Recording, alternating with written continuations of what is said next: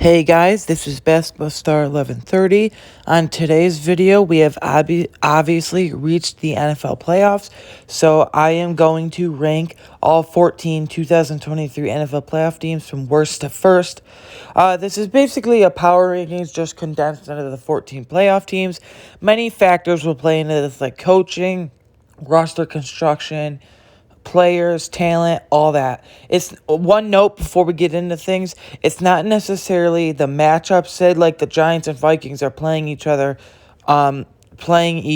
this wild card weekend, which they are, for instance, and say the Giants are above the Vikings or Vikings are above the Giants, even if I have the opposite team winning. It's not necessarily matchup. It's how I think their team stacks up against the rest of the field, not necessarily just one condensed matchup in a vacuum. So, anyways, guys, let's get into it. First up at number 14, I do have the Miami Dolphins as the worst team in this year's playoffs. Now, please do not take this as just because I'm a Bills fan, I'm bashing the Dolphins. Any opportunity I get, I don't like the Dolphins. Obviously, yes, I don't like the Dolphins, but that's not why. These are unbiased power rankings, if you will.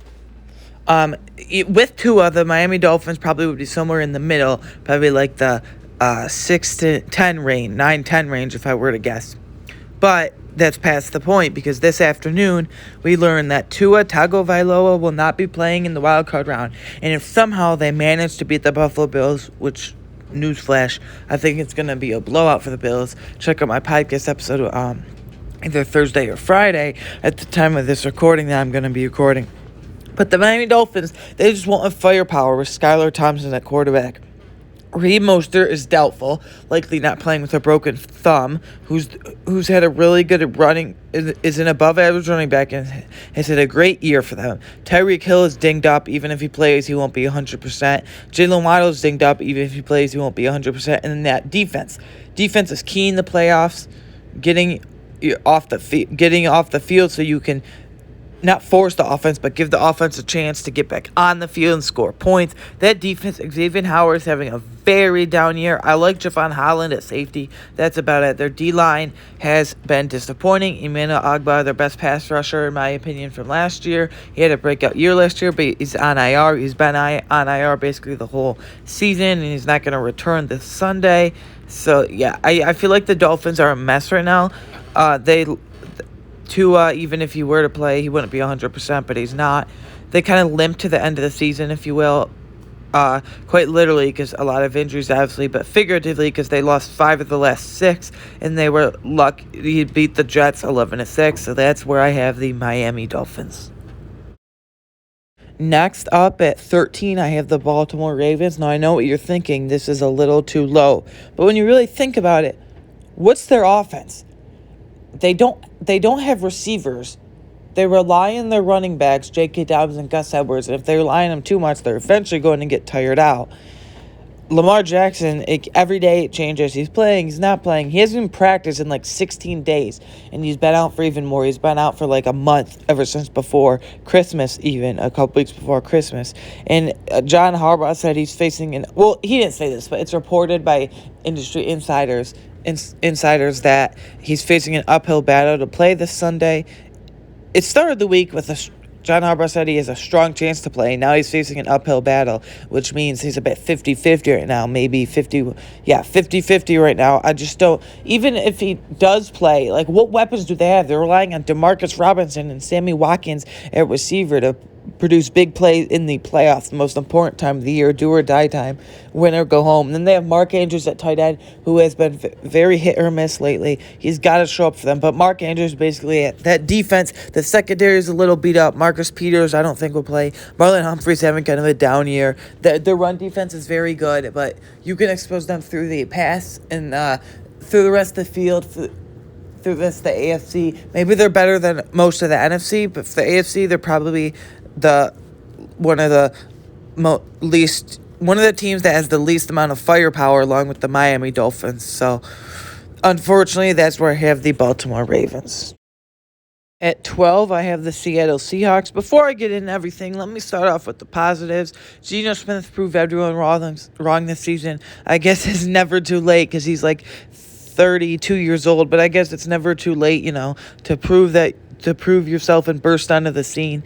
Apparently, Pete Carroll and GM John Snyder knew something when they traded away Russell Wilson. He had a horrible year with the Broncos, but Geno Smith proved everyone wrong. Pete Carroll proved everyone wrong. Every year, people count the Seahawks out, including myself. I did this year. I didn't think they're going to be bad as people were saying they were going to be, like a 3 or 4 win team, but I thought they were going to be like 6 to 7 wins, and they proved everyone wrong.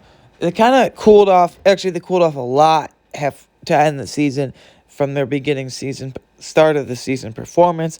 But credit that offense: Tyler Lockett, DK Metcalf, Geno Smith, Kenneth Walker, who's a budding star in this league at tight end. I mean, they don't have the best tight end, Noah Fant. He's serviceable, I guess.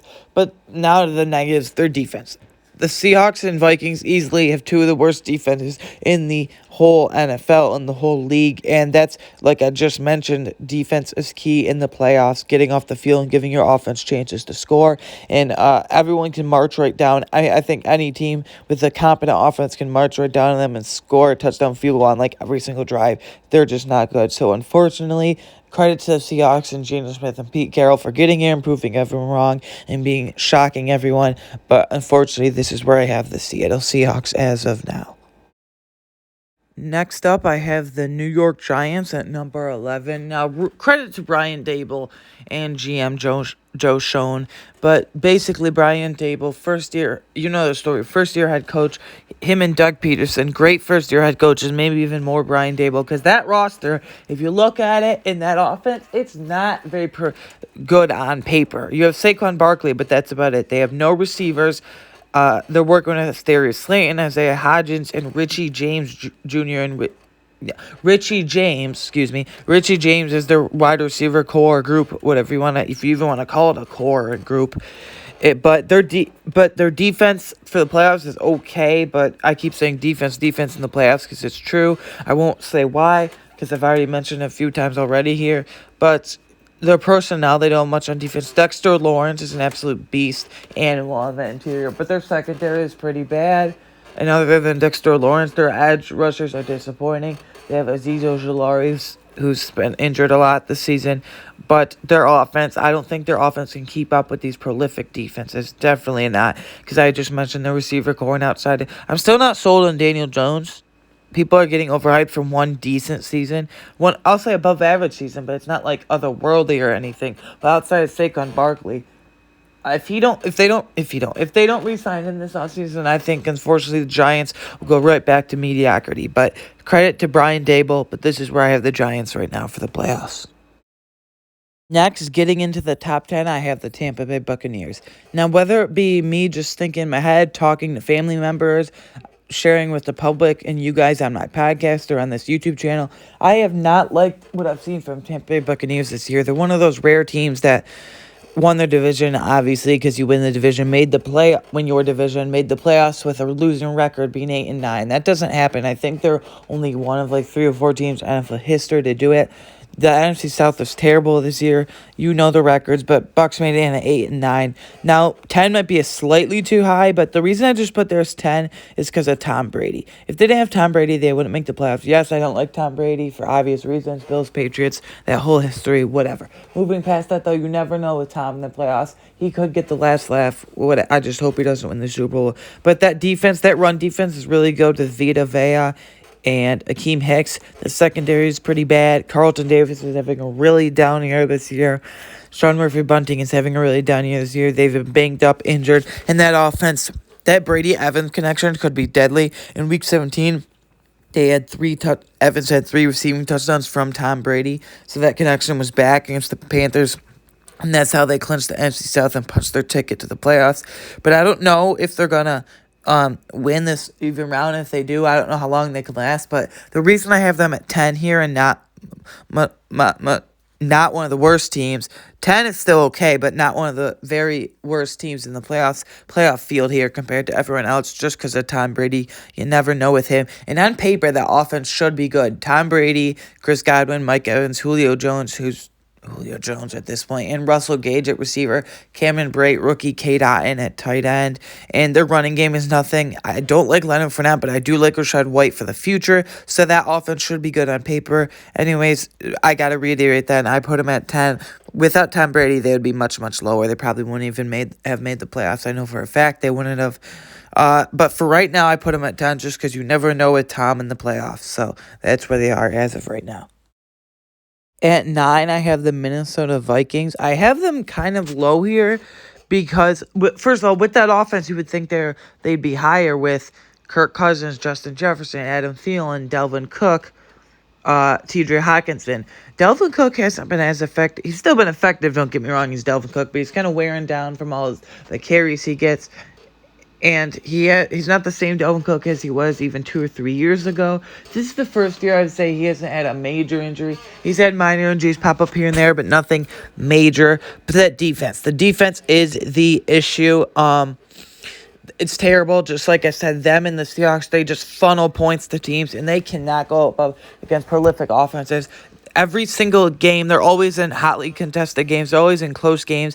They can never have a dominant win. Yes, that's just resilience and grit, but you would like to have a couple dominant wins here and there, 10-plus point wins. It's always 3, 7 points. They're always in these one-possession games, and they can never get out of it. Feels like they always have to put a point as their prolific offense because of the horrible defense they have, to put it lightly. And like I said, they're always in close games. I don't really trust anyone in the NFC but the 49ers and Eagles. All the other teams have flaws, and the Eagles and 49ers have barely any flaws. Just the defense of the Vikings worries me, and I'll say nothing. When they play bad, like some teams play, but when they play bad, it's really, really bad. Like against the Packers, you got to get the ball to Justin Jefferson. It's like when they play bad, their lows are low. They play really bad and put some bad things on tape. So the Minnesota Vikings are 9 because of that. 8, I have the Los Angeles Chargers. Before the season started, I cannot read this enough, loved the Los Angeles Chargers. That offense looked prolific to me, obviously, with Justin Herbert.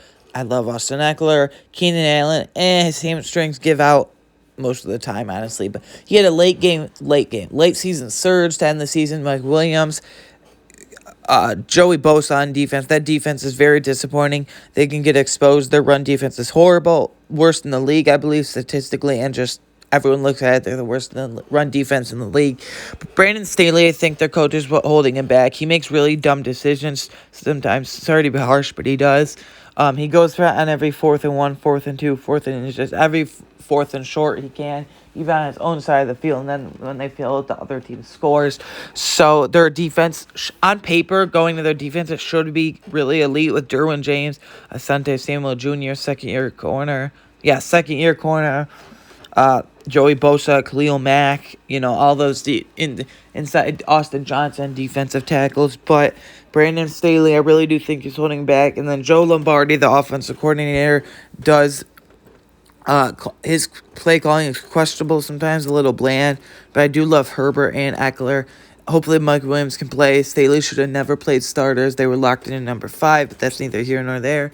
Well, it is because those two might not play. Mike Williams is day-to-day. He has not practiced yet this week, but we'll see. But if the Chargers can click and Staley can get out of his own way, then the Chargers would be higher than this. I'm just hesitant because of their coaching and play calling.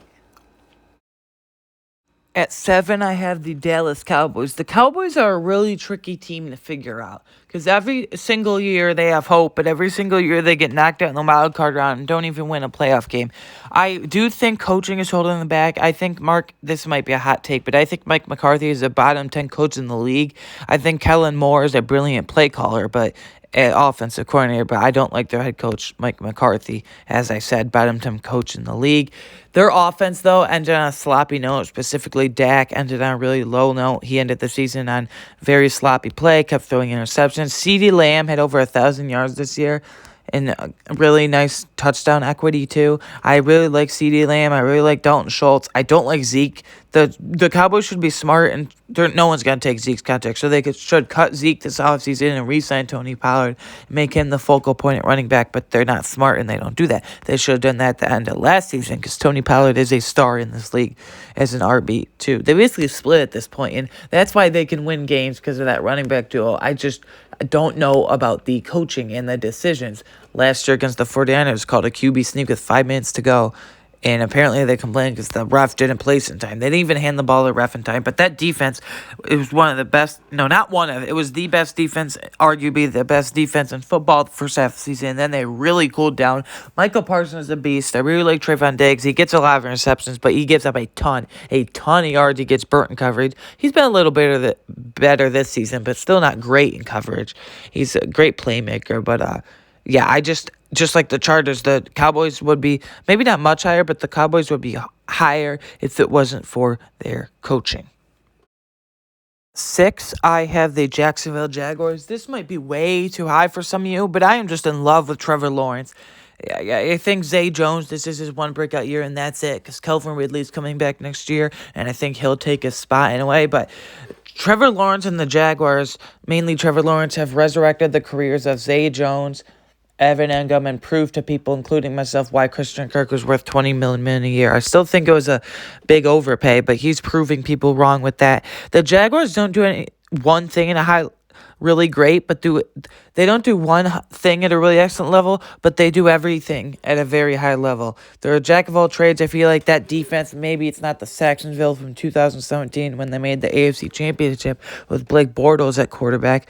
I think if Blake Bortles at quarterback, but their defensive line, they don't have Calais Campbell anymore or Taven Bryan anymore, but they do have Josh Allen, Trayvon Walker off the edge. They have young, rising star linebackers, rookie linebackers in Chad Muma and Devin Lloyd. They had Tyson Campbell, who's improving each and every year as a second-year corner and then they have Andre Cisco out of Syracuse at safety, who's improving, a second-year safety. Rayshawn Jenkins, who made a lot of big plays for them at safety this year. Namely, I remember the Cowboys game, so I really like Trevor Lawrence in this offense. And they're facing the Chargers this weekend, who are horrible against the run, so the key to victory for that will be Travis Etienne going wild. So this probably is way too high for some of you, like way too high, but I just am really high in the Jaguars this year. Yeah, I just really like everything about the Jaguars. Again, they don't do anything at an excellent level, but they do everything. They don't do any one thing at an excellent level, something you can pinpoint, but they do everything at a very high level, if that makes sense. Entering the top 5, we have the Cincinnati Bengals. I'll start with this. Jags, I do have the Jags at number 6. But these top 5, I think, separate themselves, even though I do love Trevor Lawrence and Travis Etienne and the Jacksonville Jaguars offense. There's a big gap between them and the Bengals, who I have at 5 here, as you can see and as you can tell. I do really like the Bengals offense. Who doesn't? Joe Burrow, Jamar Chase, Tyler Boyd, T. Higgins, Hayden Hurst is having a breakout year, you could say. Joe Mixon, Samaje Perine at running back. Perine, I think, is the X factor for them in this playoffs. But these top 5, like I said, really separate themselves. You can have, I assume everyone will have any mixture, any order of these top 5 in any order they have them. It's pretty obvious, but I do have these Cincinnati Bengals at number 5. Their defense is improving every week, I think. Their run defense is really good. Their outside corners are pretty bad. Their slot corner, Mike Hilton, is really good. One of the best slot corners in the league still, even though he's a grizzled veteran, you could say, at his old age, but he's still very good. And that offense, I mean, who couldn't fall in love with that offense? So that's why I have the Bengals at number 5. At number 4, I have the Kansas City Chiefs. Now, they kind of surprised me this year a little. I know you're saying the Chiefs, how much can they surprise you? And I'm thinking that too. But before the season, if you remember, I made a video on here predicting the AFC standings. I had the Chargers winning the AFC West and the Chiefs finishing as a close second. But those two were flipped, obviously. And the Chiefs, even though they lost Tyreek Hill, they still found a way. They don't need wide receiver ones, apparently. They just have an okay receiving core: Juju Smith-Schuster, Mecole Hardman, Marquez Valdes-Scantling, and Sky Moore, who Andy Reid refused to play. But Jarek at running back, Isaiah Pacheco, who I really like as a 7th-round rookie out of Rutgers for what he did.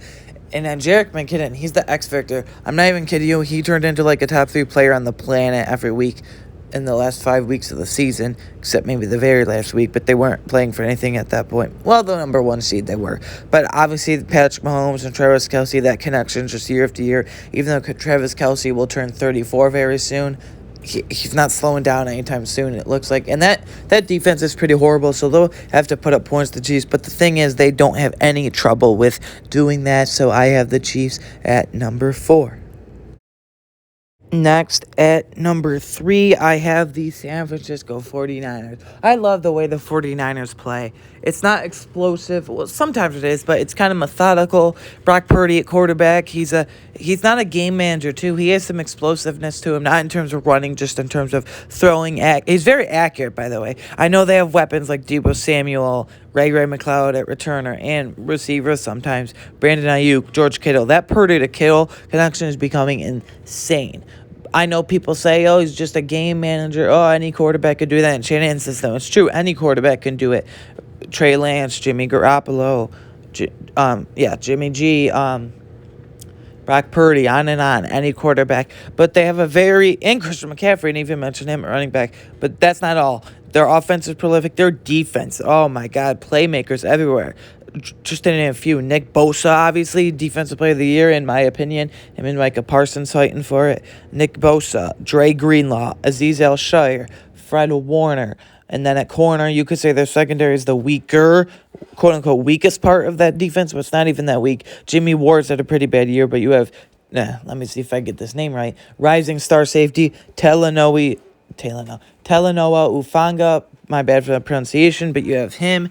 And then obviously, you have Drake Jackson coming off the edge rotational pass rusher, rookie from USC. He really turned it on to end the season. So I just love everything about the 49ers. And I think coaching Kyle Shanahan, I think, is a genius on both sides of the ball. He really gets creative with his play calling at times. He really puts his quarterback in the best position to win. And I think they'll make a very deep postseason run if you saw my podcast playoff predictions when I made my bracket on my podcast. Anyways, that's why I have the 49ers at number 3. I just love their defense, offense, and the way they're coached, and their play calling, and the way they play. Next, at number 2, at our runner-up spot in these power rankings, we have the Philadelphia Eagles. That offense is absolutely prolific with Jalen Hurts, Miles Sanders at running back, who's having a bounce-back season after last year. I didn't believe in him much. He's proving everyone wrong. A.J. Brown, obviously, clear alpha wide receiver 1, top 10 receiver in the league. He was just on the border before this season with the Titans, but he is now. Devontae Smith, who is probably, I would argue, the most underrated receiver in the NFL. That defense is kind of cooled off a bit, but they still have playmakers. Linval Joseph and Dominican Sue were brought in to help stop the run. I don't know how much that has helped, but off the edge, Hassan Reddick, Jordan Davis as a rotational defensive tackle in the middle as a rookie. Like I just mentioned, Hassan Reddick, Kaiser White, and then that secondary, C.J. Gardner-Johnson can play slot corner or safety. He's playing safety right now, but then Darius Slay, James Bradbury, who's having a bounce-back year after his release and cut from the Panthers. So I like everything about the Eagles. It was really hard splitting hairs between these top 5, but I would imagine everyone has some mixture of these top 5. So I have the Philadelphia Eagles at number 2 in our power rankings. Finally, at number 1, last but certainly not least, because they're number 1, we have the Buffalo Bills. Is this a bit of bias? Maybe. But it doesn't take a genius to figure out that when that Josh Allen and Stephon Diggs 17-14 connection is on, it's on. It's deadly. One of the best, if not top 3 quarterback wide receiver combo in the league. The throws, yes, Allen can be still inaccurate at times. Allen has a lot of red zone interceptions this year. Whatever. But the throws he makes, he just makes it look effortless. Those throws to John Brown, Stephon Diggs, he just flicked his wrist, and it was effortless. Now, I do want to see Gabe Davis and Isaiah McKenzie step up a bit, but I think step up a bit, obviously, because they drop a lot. I mean, Gabe, you got to catch that if you saw the game. But whatever. Anyway, Isaiah McKenzie's got to catch some more too. But we have Cole Beasley coming back. Obviously, John Brown's starting to make plays for us again. And Jamison Crowder, his window, along with Mike Hyde, their 21-day practice windows. They're not going to play this weekend, but they were starting to practice, and the windows have been opened 21 days to be activated. I think they'll play in the divisional round next weekend. McDermott said they have a shot. If Mike Hyde comes back, that's great because we're really thin at safety right now, obviously. I mean, prayers up to DeMar Hamlin still, who, by the way, was discharged from the hospital. Buffalo General Hospital this morning, is back home, lively and well. So good for him. But we're really thin at safety. I mean, we had to start Dean Marlowe because we no more DeMar Hamlin. Obviously, Micah Hyde next to Jordan Poyer the other day on Sunday against the Patriots. Not ideal at all. But Kyer Elam, I mean, I would like to see him play a lot more with Dane Jackson, but they might prefer Dane Jackson playoff experience. I don't know why. I think he's terrible, but whatever. Trey White's improving. Finally looks like the old Trey White, laughing at practice, smiling. He finally gets the interception. Tremaine Evans, Matt Milano, underrated linebacker duo. Everyone loves Devin White and Levante David from the Buccaneers, but got to talk about Tremaine Evans and Matt Milano more. And then, obviously, pass rush. It was a bit disappointing against the Patriots, but if these guys can step up, A.J. Epinesa, Boogie Basham, Shaq Lawson, Greg Rousseau with no Von Miller, that would be great. And that offense, on paper, it looks good. Guys just got to catch passes, so that's why I think this is fate. They're going to play for DeMar Hamlin. Everything we've had to do so far, this deal is this season. The shooting in Buffalo in May over the summer. Well, yeah, in May. And then having to change our game from Buffalo to Detroit because 5 feet of snow or 6 feet of snow, however it was in Buffalo. And then with the DeMar Hamlin thing, having a heart attack, cardiac arrest in the field, it's just fate in my opinion. So, anyways, the Buffalo Bills top our playoff power rankings. Okay, so now that we have gone 14-1, worst to first with our 2023 NFL Playoffs Power Rankings, I do have some quick takeaways. So, those top 5, 1-5, you could order them in any way, and I imagine all of you do. Everyone has some order that it's just nitpicking. They all have tiny little flaws here and there. And also with teams like the Chargers and Cowboys, they would be much higher, I think. They're just held back by coaching. If it weren't for coaching, they would be much higher. And some surprising teams like the Jaguars, Giants, and I know Seahawks are kind of towards the bottom, but still surprising. So feel free to tell me your power rankings if you just want to give one, a few, or all 14 like I did in the comments below.